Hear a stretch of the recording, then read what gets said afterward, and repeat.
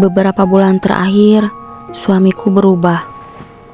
Ia sering pulang larut malam, sering menyembunyikan ponselnya, dan kadang terlihat sangat gelisah. Aku mulai curiga.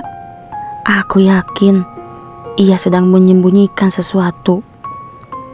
Sampai suatu hari, aku mengikuti dia diam-diam. Dan apa yang kulihat saat itu membuat hatiku hancur. Aku yakin ia berselingkuh. Tapi aku tidak tahu bahwa kebenaran yang sebenarnya jauh lebih menyakitkan.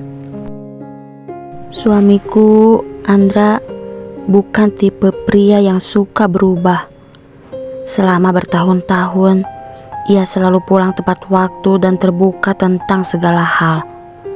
Namun beberapa bulan terakhir, semuanya terasa berbeda. Ia mulai sering pulang larut. Ponselnya selalu ia bawa kemana-mana. Bahkan ketika aku bertanya, ia hanya menjawab singkat dan mengalihkan pembicaraan. Perubahan kecil itu perlahan berubah menjadi rasa curiga yang besar. Aku mulai merasa ada sesuatu yang disembunyikan. Dan semakin aku memikirkannya, semakin aku yakin bahwa ada orang lain dalam hidupnya. Perasaan itu semakin kuat setiap hari. Aku mulai memperhatikan hal-hal kecil.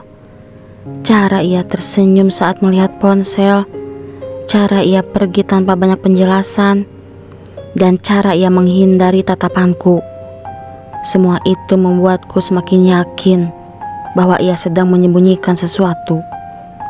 Aku mencoba menahan diri, namun rasa penasaran dan sakit hati terus tumbuh.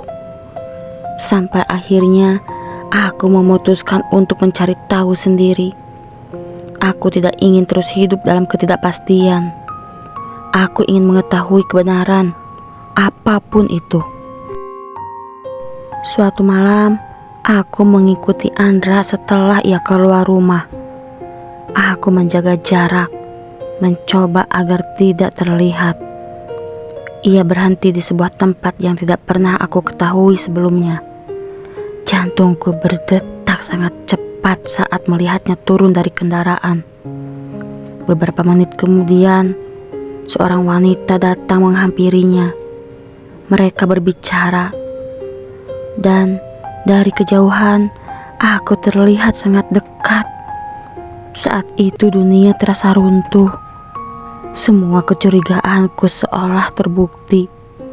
Aku tidak sanggup melihat lebih lama. Air mataku jatuh tanpa bisa kutahan. Aku tidak pernah mengonfrontasi Andra malam itu. Namun beberapa hari kemudian, kabar buruk datang. Andra mengalami kecelakaan. Dan kali ini, ia tidak bisa kembali. Dunia terasa runtuh untuk kedua kalinya.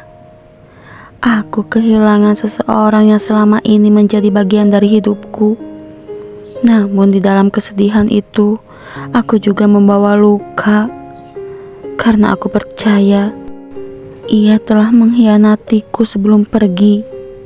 Dan aku tidak pernah sempat mendapatkan penjelasan. Beberapa hari setelah kepergiannya, aku didatangi oleh seorang wanita. Wanita yang pernah kulihat bersama Andra malam itu. Jantungku langsung berdebar. Namun yang ia katakan membuatku terdiam. Ia menjelaskan bahwa Andra datang menemuinya bukan untuk berselingkuh. Wanita itu adalah seorang perencana keuangan. Andra diam-diam menyiapkan tabungan, asuransi, dan masa depan untukku. Ia tahu bahwa dirinya sedang sakit.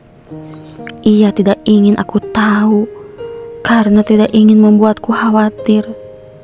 Air mataku langsung jatuh. Semua yang kulihat ternyata hanya kesalahpahaman.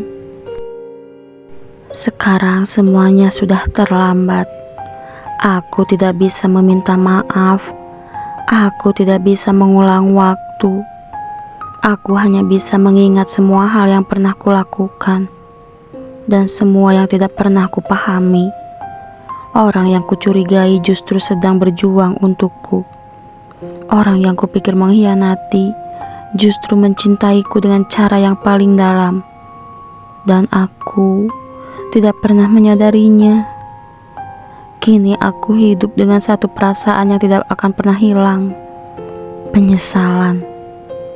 Dan satu pelajaran yang akan aku selalu ingat. Jangan menilai seseorang hanya dari apa yang terlihat. Tidak semua yang terlihat seperti pengkhianatan. Benar-benar pengkhianatan.